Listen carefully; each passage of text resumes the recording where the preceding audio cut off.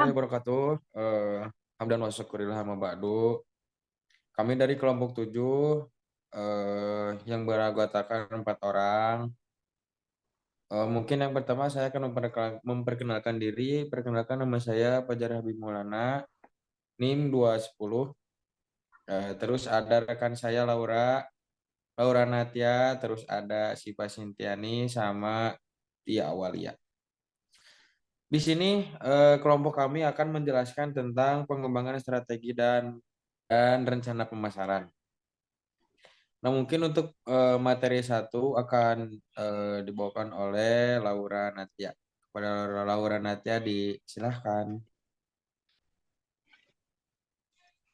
Baik, untuk cara Gojeknya sendiri itu ada di mengembangkan strategi dan rencana pemasaran, yaitu marketing mix yang ada, yaitu satu produk produk produk dan dua promotion dan ketiga price dan yang keempat place. Selanjutnya akan dilanjutkan oleh Siva.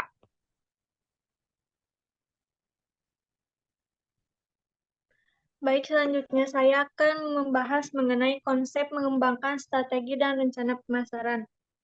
Nah, konsep strategi pemasaran ini bisa juga disebut dengan konsep STP, yaitu segmentasi, targeting, dan pengelolaan. Yang pertama ada segmentasi. Nah, segmentasi ini merupakan pengelompokan data meliputi usia, jenis kelamin, dan perilaku. Nah, seperti di sini Gojek bisa digunakan dari usia 17 tahun ke atas, dan untuk jenis kelaminnya itu bisa wanita, bisa pria, bahkan untuk pengemudinya juga itu ada wanita. Selanjutnya yang kedua ada targeting. Nah, target di sini yaitu sasaran mana yang akan menjadi target utama Gojek. Nah, di sini Gojek sasaran utamanya itu seperti anak kuliah, anak sekolah yang bekerja. Jadi di sini Gojek telah menjadi transportasi alternatif di kalangan mahasiswa yang memudahkan aktivitas perkuliahan. Selanjutnya ada pengelolaan. Nah, pengelolaan di sini bagaimana cara mengelola pelanggan agar menjadi langganan. Nah, di sini Gojek mengelola pelanggannya itu dari segi pelayanannya, seperti harus tepat waktu, ramah, pakaiannya bersih, itu akan menjadi daya tarik konsumen berdampak bagi Gojek. Nah, selanjutnya mengembangkan strategi pemasaran ini menggunakan analisis SWOT. Yang pertama ada strength, yaitu kekuatan. Nah, yang pertama ada pertahankan dan tingkatkan kualitas jasa dalam pelayanan terhadap pelanggan. Ya, jadi Gojek dalam meningkatkan kualitas jasa dalam pelayanannya itu seperti tadi yang udah dijelaskan, yaitu dari segi pelayanannya. Nah, yang kedua ada opportunity, yaitu peluang. Yang pertama ada menetapkan tarif yang cukup murah bagi pengguna jasanya. Nah, jadi di sini harga merupakan peran penting dalam proses pemasaran.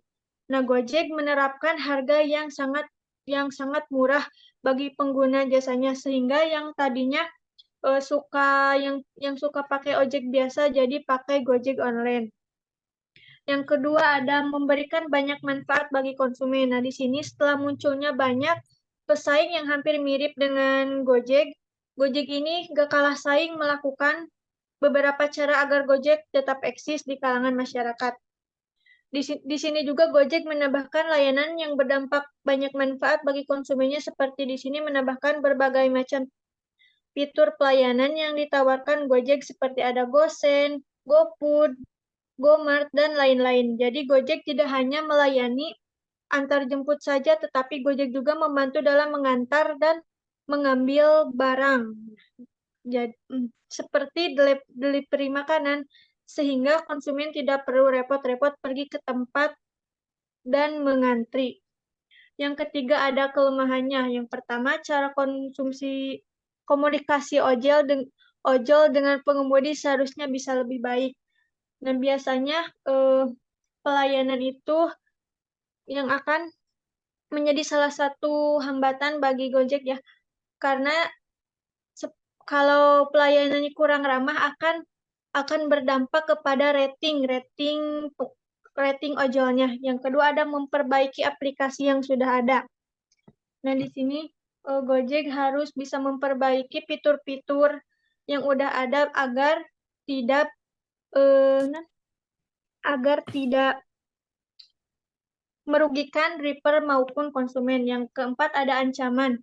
Yang pertama ada meningkatkan loyalitas karyawan. Nah, jadi di sini Gojek meningkatkan loyalitas karyawannya itu sebuah dengan memberikan bonus kepada driver yang rajin mencari pelanggan. Yang kedua ada meningkatkan hubungan baik dengan pelanggan.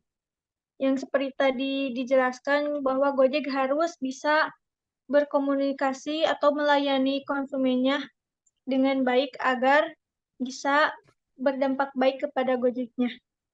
Sekian.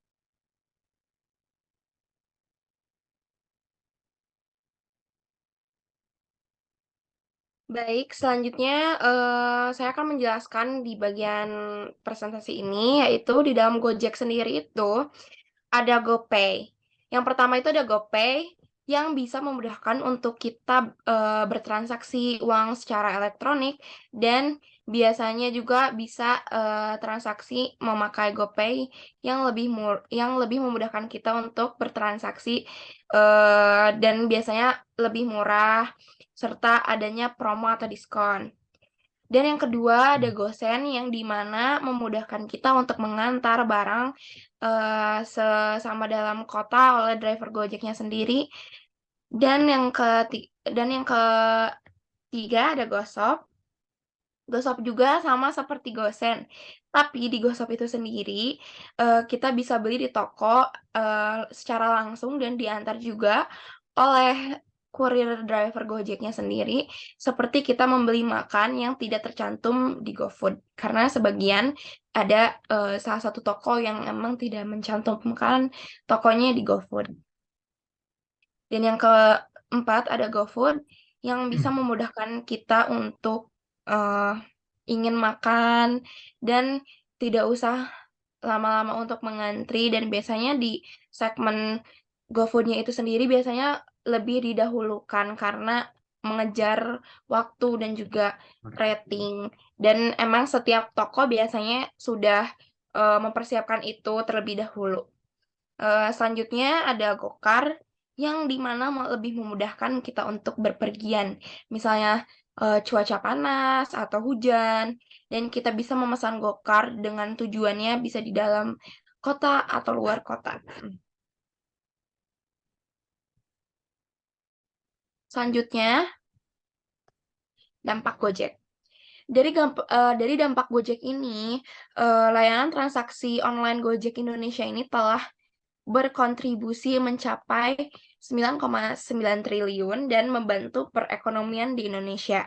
Serta dampak Gojek terhadap perekonomian Indonesia pada akhir tahun 2017, hasil riset yang membuktikan bahwa Gojek menyumbang 9,9 triliun rupiah terhadap perekonomian Indonesia.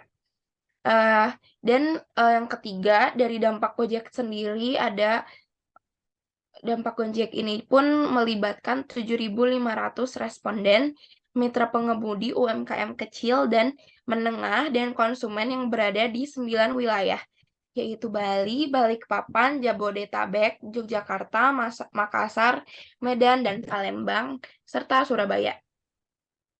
Selanjutnya, di Gojek ini juga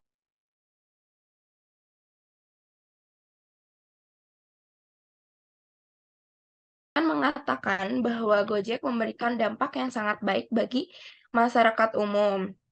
Dan yang terakhir, di samping itu banyak juga sebanyak 78% konsumen berpendapat bahwa jika Gojek berhenti beroperasi maka akan berdampak buruk bagi masyarakat, karena dengan adanya Gojek itu sangat membantu dalam memenuhi kebutuhan masyarakat. Selanjutnya dilanjutkan oleh Fajar Habib. Oke. Oke. Di sini kita bisa melihat salah satu tayangan atau contoh pemasaran dari Gojek sendiri.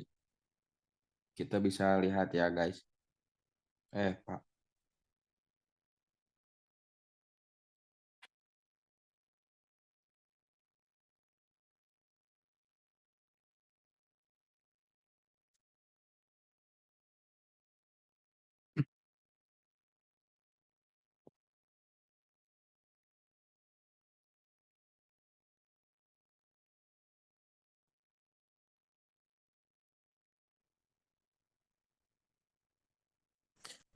Oke.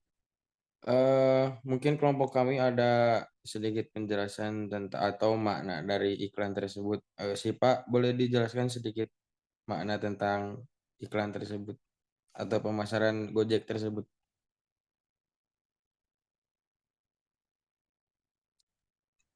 Jadi yang di dalam iklan tersebut, eh, pelayanan itu Gojek dalam pelayanan itu sangat penting karena berpengaruh tadi yang disebutkan mengenai ratingnya. Karena rating juga akan sangat berdampak kepada pelanggan. Dan juga untuk driver harus berhati-hati agar penumpang tidak tidak tidak kayak takut gitu.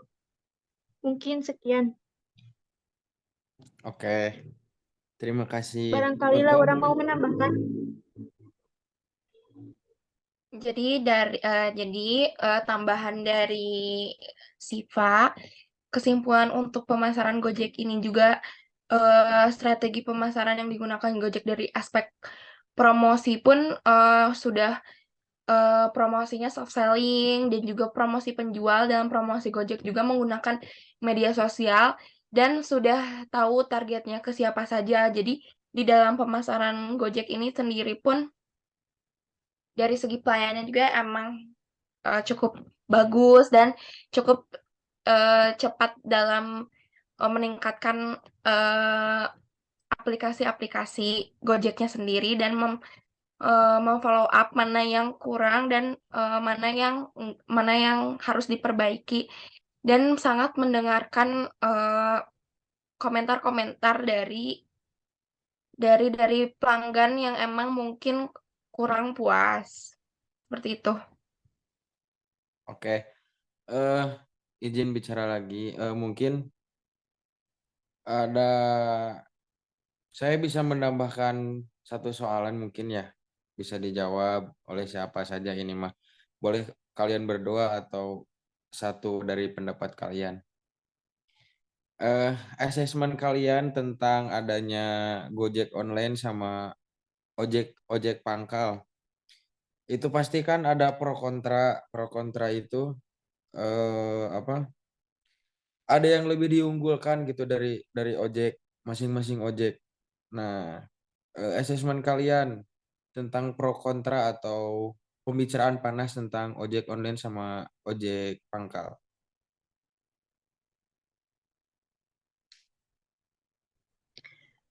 Baik, saya akan menjawab atau berdiskusi mengenai ojek pangkalan dengan ojek online. Nah, poin pertama itu Gojek online antara dengan ojek pangkalan yaitu mengenai harga. Nah, kan kalau Gojek online itu harganya tadi udah disebutkan murah, sedangkan ojek pangkalan biasanya itu harganya suka mahal. Dan untuk ojek online juga itu tempatnya harus agak jauh dengan ojek pangkalan. Karena biasanya kalau ojek online berdampingan dengan ojek online itu akan hmm, akan berselisih kayak gitu. Berebutan penumpang mungkin. Oke. Laura mungkin ada pendapat tentang itu.